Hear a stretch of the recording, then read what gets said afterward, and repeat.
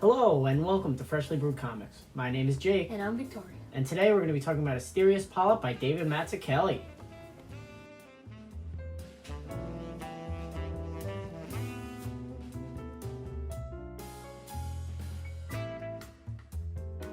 So Jake, what did you read this week? This week I read Peter Cannon Thunderbolt by Kieran Gillen and Caspar Wingard. I can't pronounce that. Put the name on the screen. So Peter Cannon is a character from Charlton Comics, which was a line of, not a line, it was a publishing company back in the Silver Age of comics, trying to compete with Marvel and DC. And Charlton, they really aim to get like top tier writers and artists on board so they could, sell their books better. And they had most notably Steve Ditko, who created the Ted Kord Blue Beetle and The Question. Right. And all of the characters from the Charlton line, once Charlton went out of business, got sold to DC. Oh. And when DC had them, a little guy named Alan Moore came by. Alan Moore was like, I want to use these characters in a story. And then, what's his name? Julius Schwartz, the editor-in-chief of DC at the time, was like, no, you can't use these Charlton characters. We just bought them. These Charlton characters would go on to be the influence for Watchmen and all the Watchmen characters. Wow. So we had Captain Atom, Dr. Manhattan, The Question is Rorschach, Blue Beetle is Night Owl, Nightshade is Silk Spectre, and Ozymandias is Peter Cannon.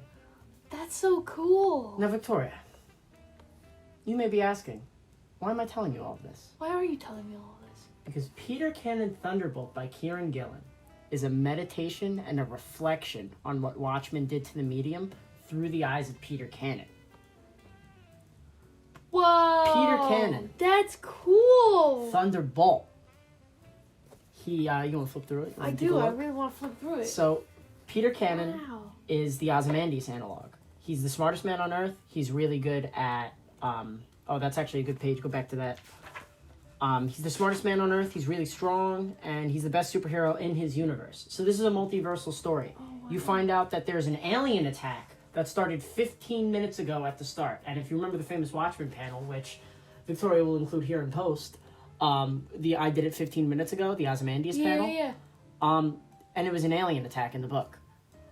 Oh, so get out! From the rip, we got Watchmen references. Yeah. And if you look at the Peter Cannon that's attacking his reality, because he finds out that a different version of himself is attacking reality. Is that it? It's the same color scheme as Ozymandias from Watchmen, and he has a Dr. Manhattan thing on his head, like the nuclear symbol. Yeah. So it's really awesome. That's so cool. And Peter Cannon, he also gets power from the 9-panel grid, which is, Watchmen is told through the 9-panel grid. Yeah. If you go to the beginning of the story, flip a little, right here, it starts out with 2 splash pages, and then you flip it, and he beats him in a 9-panel grid, and then he says that I see 9 times as much as you. So you could see there's a lot of really on the nose meta references to Watchmen, but it's cool. Yeah, it's super cool, and it's done really cool. Tastefully and really well. Like there's a lot of characters that kind of like, look at that. Oh yeah, go. This is my favorite page in any comic book in recent years. It's just like a stupidly brilliant meta page, and it makes me happy because Kieran Gillen is one of the only writers that can't draw that uses the medium to its fullest extent in all of his works. Right. Like he does it in his Journey into Mystery, where he'll have a character like attack a speech bubble or attack a thought bubble. He's like, "Oh, stop thinking that." And he yanks it out of the air. Yeah, I like the stuff like that. And then this book uses it a lot. Like even if you flip towards the end, there's like a shifting art style because after Watchmen, the medium had a couple ways to go. You could have either completely ripped off Watchmen and tried to do like this grimdark story that really has no effect, or you go into an alt comic style. Oh, whoa! Where this whole section, I'm like 99% sure is supposed to be like From Hell, which was Alan Moore's work after Watchmen. If you want to show them the change in art style. Yeah, check this out. It's a really good book. It's like cool, I really it's probably my favorite. I said Leaving Richards Valley was my favorite book of 2019 last video. Mm-hmm. But I didn't read this yet. Right. This is my favorite book of 2019 and probably one of my favorites of the decade. Yeah, this place there in this diner is called The Clock. Yep, the clock. And then this character, flip back a page. This doctor character, his name is Was it Dr. New York? no, it's like something it's like Dr. Kovacs, who is Rorschach's real name is Walter Kovacs. Oh, okay. And there's but it's done tastefully. It's done really like... tastefully, and I read this immediately after finishing a Watchmen reread, so it really hit me right in the brain. Yeah. And you can see how much Kieran Gillen respects and loves Watchmen, but you could also see how much he has a distaste for what it's done to the medium, right. Which it did have a bad effect. A lot of people took the wrong lesson from Watchmen. It wasn't you aren't supposed to tell these grim, dark, super realistic superhero stories. That's not what Alan Moore was setting out to do. Well, it was what he was setting out to do, but he didn't want Watchmen to do that to the medium. He didn't want people to copy him. And it just turned out that it was the most successful comic book of all time, and critically, and it's probably one of the highest selling as well. I mean, it's been in print since 1986. Yeah. So, Watchmen. And Peter Cannon Thunderbolt. I strongly recommend everyone read it, especially if you have an interest in Watchmen. If you have an interest in, superhero comics using the medium to its fullest extent, because this book really does do it. And it's just a really smart book. If you like smart comics, and you like comics that have like a really deep message, I think Peter Cannon Thunderbolt is the book for you. Nice.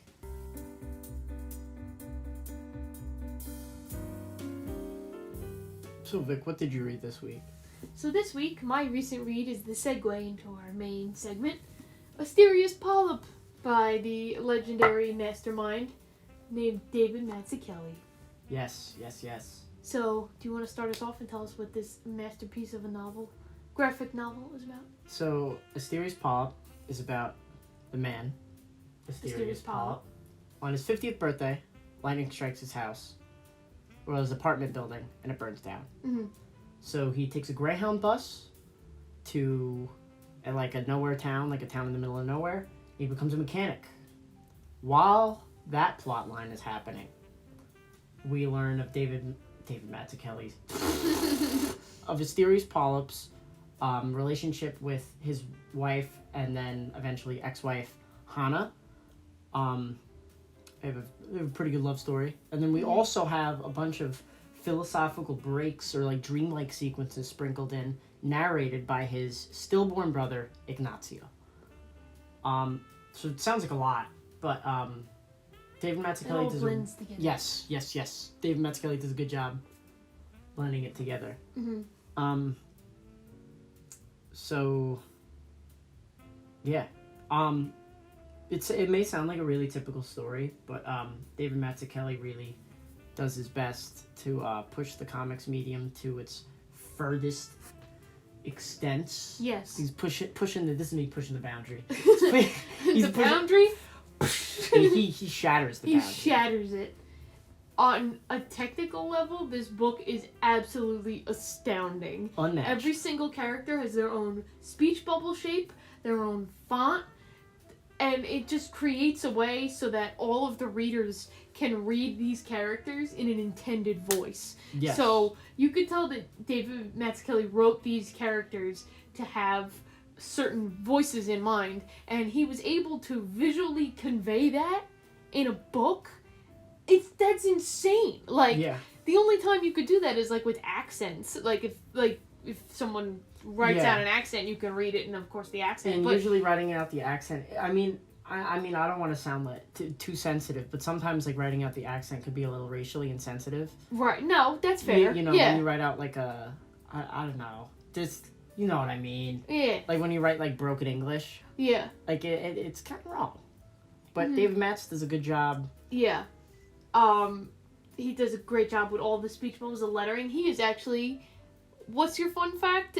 He beat Todd Klein's streak Yeah, at the Eisners for lettering. Yeah, Todd Klein was a guy who he lettered stuff like Sandman, Black Hammer, and a lot of great books like that, known for excellent lettering. Mm-hmm. I mean, Sandman, all the Endless have their own speech bubbles similar to this, but this is a bigger technical feat in my opinion, just because every character has one, not just the Endless and Lucifer and all like super important like Hell characters. Mm-hmm. But Todd Klein is someone that won the award for something like 16 times in a row. This is something crazy, and he's only lost the award twice as of like 2013, when this article that I read was published. I'll link it down below. And this ASTERIOS POLYP is one of the ones that beat him. Broke the record. For David Mazzucchelli's lettering. And Stan Sakai for Usagi Yojimbo also beat it, which is the other book, which I haven't read. But that's besides the point. ASTERIOS POLYP, great, technical masterpiece. Mm-hmm. So a lot of like the paneling and the framing of each shot is also really unique in this. Yeah. A lot of like the speech, I mean, other than speech bubbles, thought bubbles, ASTERIOS is someone with like a photographic memory. Mm-hmm. He's like a super genius. I forgot to mention that. So ASTERIOS is like a super pompous, architect. Pretentious architect. Yeah. He thinks he's better than everyone, thinks he's smarter than everyone. He's very much an asshole. And, his lettering, as Victoria was talking about, kind of reflects that. The lettering also reflects, the character speaking, it reflects their personality. His letters are very rigid, and he has square speech bubbles, and you can tell he's very, like, do it by the book, textbook almost the way how a professor would be. And then with Hana, all of her bubbles are, like, round, and she has dialogue's very soft. Yeah, she has, like, a cute, soft handwriting. Mm-hmm. So right there, the dichotomy of their two speech bubbles shows you that there will eventually be this disruption in their lives together, which is just, it's phenomenal. Like, yeah, it's so cool. I mean, there's I know your favorite scene is when they he tells Hana to tell a story, Mm-hmm. and then you want to explain? Yeah. So Hana and ASTERIOS are both trying to tell the same story, and every time Hana tries to speak, ASTERIOS cuts her off. So her speech bubbles keep getting blocked by his rigid speech bubbles. And it's just like the perfect way of showing somebody interrupting another person. And then that comes back into play at the end where they're both talking about the same story, but they're letting each other finish each other's sentences. And as they finish their sentences, the stems of their speech bubbles become intertwined. And it's just like little visual notes like that. It's so cute. It's cute, yeah. And it even helps further the narrative in a visual way, which is crazy. Because you would usually only see that stuff in, like, films. It's easier to do that with, like, mise-en-scène and stuff like that. And he's managed to create, like, non-verbal storytelling in, like, a comic book, which is, like, really unheard of. It's a very kinetic book. Mm-hmm. Like, the way characters move look very kinetic, like, from a panel to a panel to a panel to a panel. Like, the characters move really well. Yeah. Like, you could easily visualize them moving. Like, super easily. Like, it really animates itself in your head, which is another reason why I think this is unadaptable, because if you read it, it's already animated in your head. Right. Like, it comes super clearly. I think more than any other book I've read. Yeah. The only way you could do an adaptation of this is if it was animated in his art style, and it was like the trippy sequences from the Yellow Submarine movie. And if it's not that, then don't make an adaptation of this book, because that's the only way it would work. I don't think he would let it happen. No. David Matz is such a firm believer in the medium. He does this talk on the history of comic books at FIT. That's all on YouTube. It's like an hour and a half long. Oh, cool. I've watched it like 3 times. I love it. But he actually breaks down a lot of scenes from this book in there. So it's really cool to watch, the guy that made it break down some scenes. Like, one of my favorite scenes is I have a blister on my foot. Yep. So one of the themes of the book is memory. And how memories are perceived. Like, there's a lot of moments in the book where, the same event will happen, and he'll show you how, history repeats itself and how you remember things. There's another scene where Hana says one thing, and he remembers it 4 different ways. As, you know, as time goes on, you know, your memories kind of change, because a memory isn't definitive. You know, it kind of alters and morphs into this Frankenstein monster in your brain. Mm-hmm. It's never going to be as it originally happened, how you remember it. And he really highlights stuff like that in this book. Right. But as I was saying, my favorite scene is Asterios. He's sitting on a bed and he's looking at his foot. He's like, oh, I have a blister on my foot. And it reminds him of a time when he had a blister on his foot when he was with Hana, because it happens in the present when he says, I have a blister on my foot. And then it goes through this whole line. There's like a single consecutive comic strip throughout the center of the page. And then on the top of the page and the bottom of the page, it's all his favorite memories of Hana.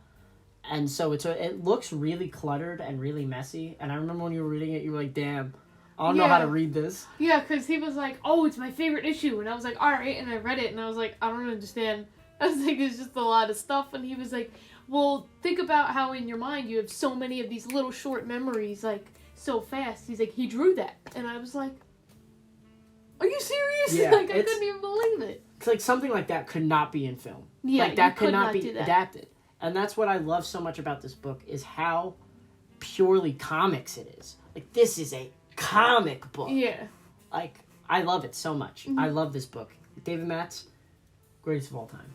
Greatest of He's all the time. GOAT. He's the GOAT. So we perfectly timed this episode right around Fanfare NYC, which Jake and I will be going to this Saturday coming up. Yes, at the time of this recording. Yep. February 8th. And it's in New York City. And we're going to meet the man himself, David Mazzucchelli. I'm gonna fucking cry. We'll insert the footage right now. Hello guys, Freshly Brewed Comics coming in from New York City on our way to Fanfare 2019. You know, my mom told you. Oh shit! I didn't know you were doing something. Sorry. It's fine. It's fine. You know, we're here. We're in the city. Well, now you got no earbuds. Trying to have. We got all the ones down there.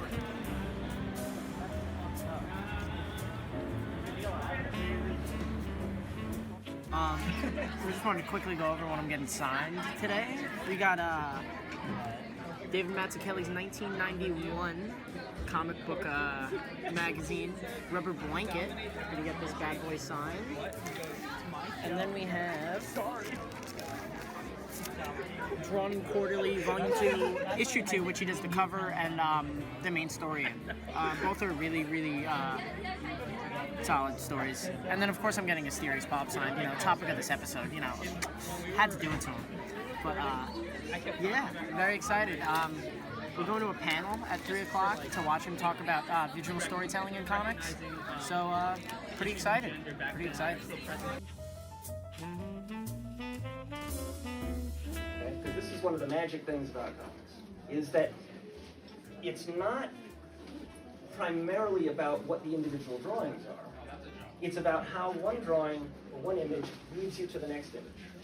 And simultaneously how that image follows through from the previous image. So there's always this flow going that what it's doing is it's creating the illusion of time and movement on a page where everything is static. Nothing on this page will ever move. Unless you're like, it's like 3 in the morning, you've been up for 48 hours. Maybe things start to look like they're moving. Other than that, this will always stay perfectly still. But it's this arrangement of panels and the imagery in them that gives us this illusion of liveliness, that things are actually happening. And how you draw is also part of, if I draw a character like this, you're going to read the story in a certain way, as opposed to if I draw a character like this.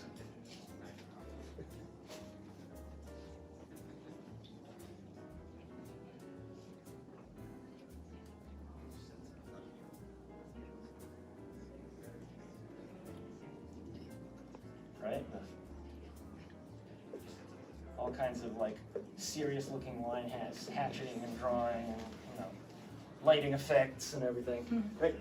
The drawing itself is giving you a signal to the reader how to approach this story. Right?